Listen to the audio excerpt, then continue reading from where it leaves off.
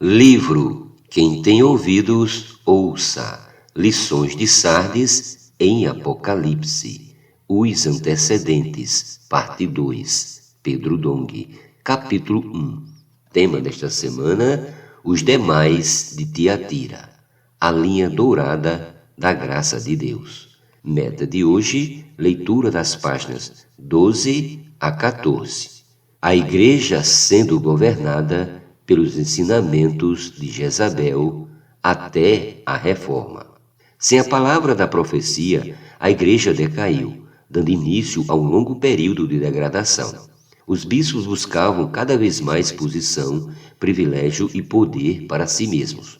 Esse poder aumentou quando a igreja se uniu ao mundo no tempo de Constantino, ocasião em que o domínio do clero, o poder eclesiástico, se tornou também político.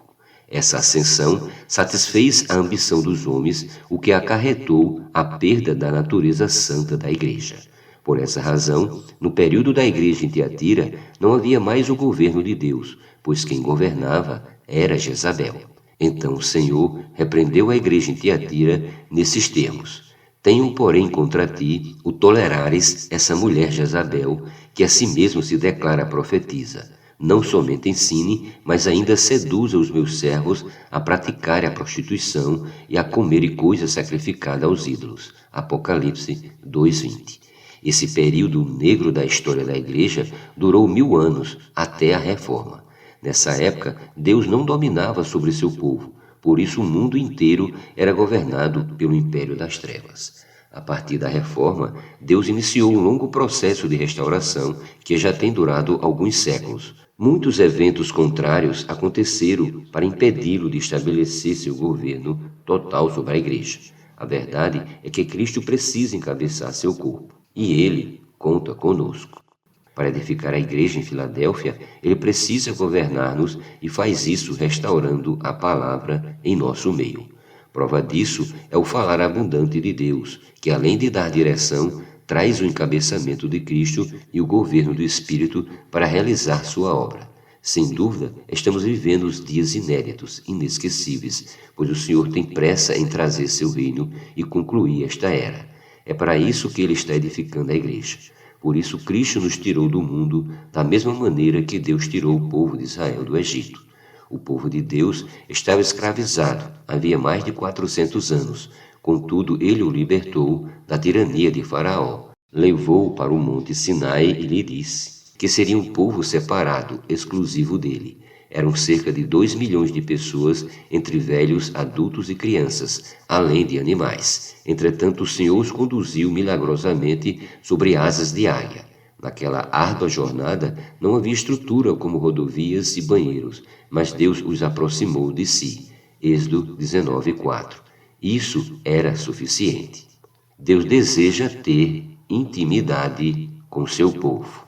Como ocorreu com os filhos de Israel, ocorre conosco hoje. Deus nos separou do mundo e nos trouxe para perto dele, porque almeja ter intimidade conosco. Ele deseja ter um relacionamento íntimo com seus filhos, por isso não quer que o vejamos como Deus severo e castigador. E como podemos achegar-nos ao Senhor? Ouvindo diligentemente sua voz e guardando sua aliança. Desse modo, seremos sua propriedade peculiar dentre todos os povos. Êxodo 19:5. O falar de Deus nos torna íntimos dele e faz com que sejamos um povo de propriedade exclusiva do Senhor. Em outras palavras, Deus nos faz conhecer seu coração e amá-lo para ser governados por ele. No 6º capítulo de Deuteronômio, o Senhor diz que temos de amá-lo de todo o nosso coração, de toda a nossa alma e de toda a nossa força. Versículo 5. Sabe por que nosso amor pelo Senhor se esfria rapidamente? Porque não gastamos tempo com Deus. No princípio, quando recém-convertidos, vivíamos em lua de mel com o Senhor, mas com o passar do tempo, passamos a nos preocupar mais com nossas coisas, com as tarefas do dia a dia. Tudo isso, somado à carga emocional da vida humana, faz com que nosso amor pelo Senhor se esfrie. Na verdade, o que aconteceu com a igreja em Éfeso pode também acontecer conosco. Reiteramos que a única maneira de manter a chama do amor por Deus acesa é inculcando sua palavra em nosso coração. Por essa razão, Precisamos falar a palavra profética entre nós, para que ela seja gravada em nosso interior. Somente assim amaremos ao Senhor até o final e Ele governará nossa vida. Do contrário, tudo ficará em desordem. Nosso casamento, nossa família, nosso trabalho, enfim, nada que fizermos prosperará. Mas Ele nos tem mostrado o caminho da bênção, o que veremos amanhã.